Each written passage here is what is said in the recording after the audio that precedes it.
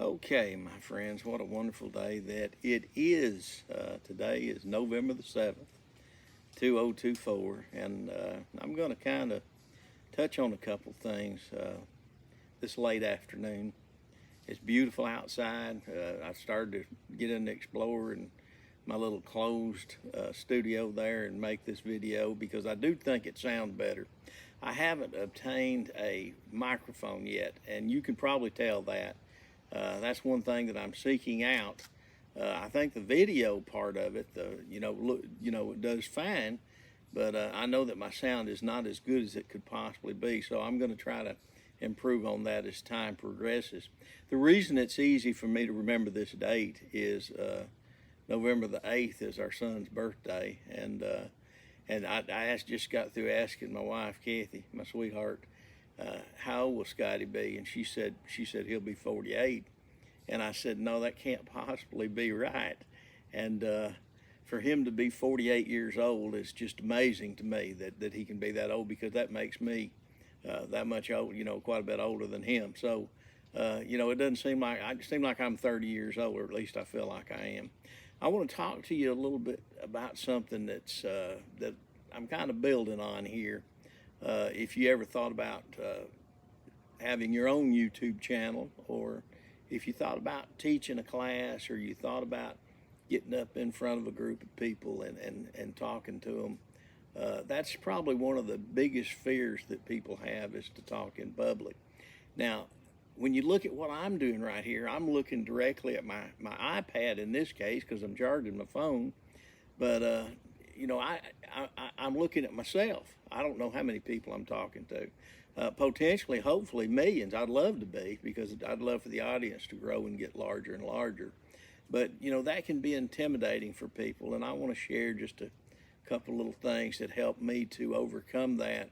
When I was about 15 or 16 years old, and we lived in Minot, North Dakota, on the Air Force Base, I started taking a judo class, and actually we started in Goose Bay, Labrador. Then we moved to Minot, and we joined up on the judo club there on the Air Force Base gym. And I ended up, I guess because of my age, I wasn't a superstar or anything. I was adequate. I think I may have been a higher belt, a brown belt, or something like that. But that instructor allowed me to be an assistant instructor. And I think that's where I kind of got my little bit of my start on getting in front of people and doing things, because I love to get up there and lead the exercises and do some of the basics, because again, I was far from being any kind of an expert in that field, in that sport. Although I do have my black belt now, I'm still not in a superstar pro or anything. But the gist of the matter is, I was getting up in front of a group and speaking. And over the years, I taught a few little classes. Kathy and I taught some Sunday school classes. I ended up teaching a class at Calvary, a Sunday school class, a couples class, and getting up there. And I want to share with you some of the things that you can do that might help you to overcome the fear. And I think one of the biggest things that we fight against is pride in itself. And I try not to be prideful at all. And I'm going to tell you what to get to the meat of the matter of what we're afraid of is, we're afraid we're going to mess up. We're afraid we're going to make a mistake. We're afraid we're going to say something incorrectly. We're going to forget what we're talking about. We're going to mispronounce a word. People are going to laugh at us, make fun of us. We won't be able to do it. I did it in college a little bit. They had a speech class in there, or had a class one time, and they said, we want you to get up in front of the class and speak. And at that time, I'd done it quite a bit, and they almost had to pull me off the stage there to stop talking. But I love to talk. I enjoy doing it. The couple Sunday school class helped me a lot. And again, when we can overcome this pride thing, where we want to present ourselves as being a perfect being, and we're none of us are, my friends. The best speaker in the world is not a perfect being. One of the things about YouTube that I like is the fact that you can look at somebody and pretty well tell whether they're being honest with you or not. And honesty is of the utmost importance. That we are honest with our audience that we tell the truth about what we're doing, about who we are, and that we don't pretend to be something or somebody that we're not. But to get over the pride thing and the fear of making a mistake is the biggest thing, because I get up and speak. I still teach a couples class now, couples 3 class. I've graduated to the eldest couples class in our church, and I get up there now and speak, and of course I can't do it without the Lord helping me. He's with me in whatever endeavor that I pursue in serving Him. He's going to be with me and beside me, and speaks to me through the Holy Spirit. But just in speaking yourself, if get over the pride thing, get over the fact that you'll never be perfect, you'll never arrive. If you wait for perfection to do things, and no matter what it is, it can be public speaking, it can be making a loaf of bread, it can be cooking stew, it can be running. Well, you do want to practice a chainsaw. Learn how to run one safely and sufficiently before you dive into that too hard. But many things you've got to just get in there and make a few of the mistakes. Hopefully they're things that you can overcome and you can learn from. And it's really good for you to make a mistake, to mess up, because it teaches you what not to do. You learn from it and you progress from it.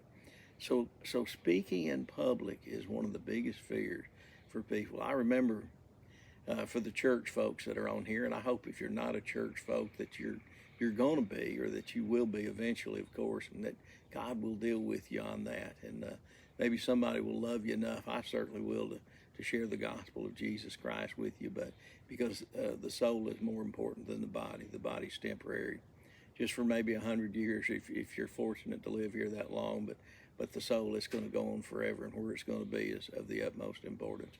But I remember the first time when I was a new believer that they asked me to say a prayer at Calvary, and I'll go back to a guy that I loved dearly, and a man named Lawrence, Delano Lawrence. That's an unusual name, but everybody that knew Delano loved him. And he came up to me one Sunday in church, and he said, "Don," said, "we want you to say the prayer at the end of the service, the benediction, if you don't mind."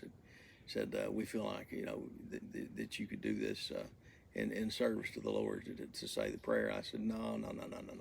I said, I can't do that. I said, I can't do that in public. In fact, Delano, I've never done that before. And he kind of laughed at me, and he said, Don, he said, I think you can do it. Said you just go ahead and plan on doing it. And if for some reason you can't, said just don't do it, and I'll end up doing the prayer. But said you just go ahead and do it. I think you can do it. And so I said, okay. So Delano walked away, and I sat back down and sat there the whole service thinking about that. And I thought, well, during the service, what I shouldn't have been doing, I was doing. I wasn't paying attention to what the preacher, how God was speaking through the preacher, but and listening to the sermon, I was just sitting there dreading the whole time, actually doing that prayer. So what I ended up doing is I took out the bulletin or something, which is a scrap piece of paper, and had my Bible there, and I wrote out the prayer. I wrote it out, and I thought, what I was thinking in my head was, I thought, if everybody's got their head bowed like they're supposed to have, nobody's going to see me read this off. So I'm just going to read it off, and then I'll say amen, and it'll be fine. Nobody will know the better. It was a short prayer, of course, and that's exactly what I did. But in doing that, in accomplishing that, and doing it for the first time, and overcoming the fact that you can do things that you've never done before. There's always a first time to do something, especially in serving the Lord.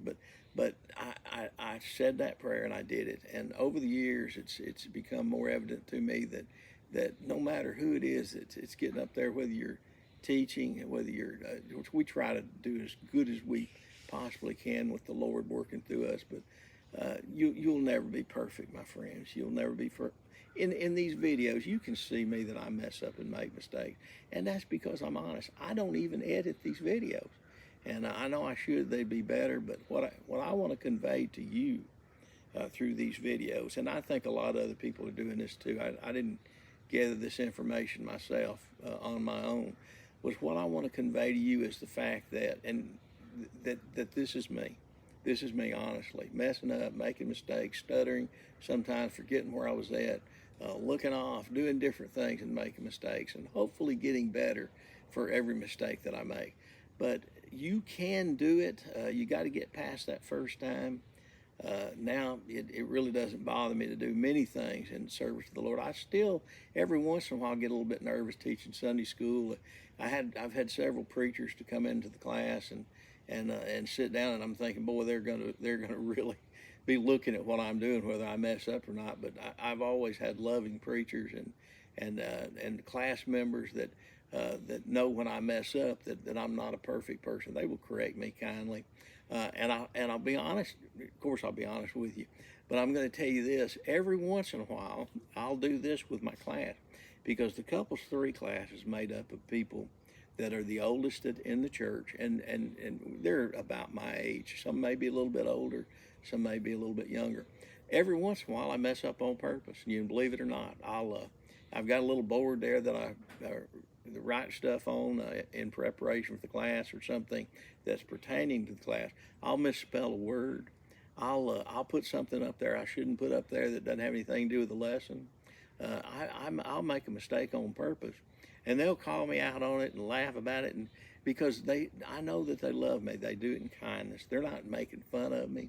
They're doing it in kindness. But it is one way that you can keep people's attention when they're paying attention to you, to see if and words to me when they're misspelled just jump out off the page. But I'll do things like that on purpose. But it's a wonderful class, a wonderful group of people. Sunday school is so good to be involved in. I love teaching the class. It is a privilege and an honor to get to do that. We have some of the greatest teachers that I've ever been around at Calvary. Some women that teach, and they teach children that have been dedicated and done it for so many years. Before I taught this class, in fact, I think as I was teaching couples too, they let me lead and teach in children's church, and I taught there for about 12 years. I love doing that. That helped me too, to get up in front of people and talk with them. But the big thing about the children were, I knew the responsibility that I had in molding and God speaking through me to them, and sharing the Bible stories and about our Lord Jesus Christ, and encouraging them and guiding them in their beginning walk with the Lord. So it was just a wonderful privilege to do that. I hope that what I've said to you, and I'll expand on this as time progresses. I always wrestle with what I'm going to share with you. Sometimes I'll come up with it at the last minute, what I want to talk to you about. Right now, I think I've been into YouTube about 3 or 4 months now, I guess, 2 or 3, something like that. I think I've got 170 subscribers. I need 500, I think, to really get started and get signed up to get it involved with them. But I need to go into 1,000, and I think that's going to come with time. Facebook is doing much better. Of course, I've been on there since 2009. I've got 5.8 thousand people that follow me. I'd like to get that to 10,000 if I can. And you might think, well, why? What's the purpose of it? Well, here's the purpose. Here's the purpose. I want to grow an audience of people that want to listen to me, that are interested in what I've got to say.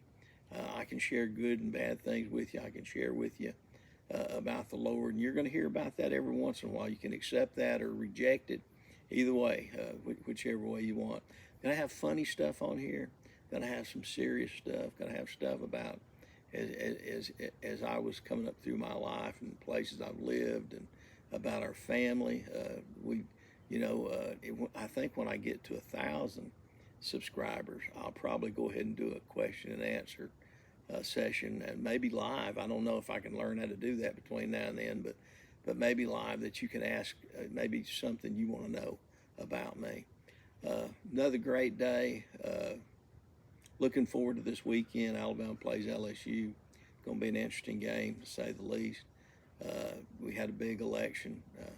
Lord have mercy. I know that some people are still upset. I do think We had Kathy and I and many others on Facebook had prayer the previous day at 6 o'clock p.m.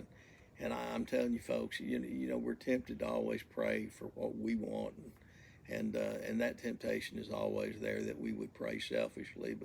But what I prayed about and talked to the Lord about was I want His will to be done. I want, no matter what mine is, because God knows what is best. And this country's it's at a crossroads right now.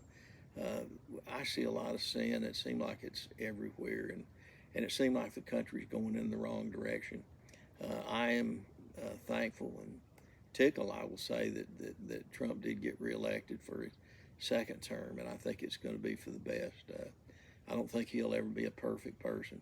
I think he's going to face some tremendous challenges, and I think we need to get behind him, and maybe this country will go to healing a little bit. I hope that we all realize that we're all Americans first, and may we take care of Americans first, and then with what we've got left over, help the rest of the world. God bless you. Good to talk to you. You can look for my mistakes if you want to, because they're there. I assure you of that. We'll catch you later. Bye-bye.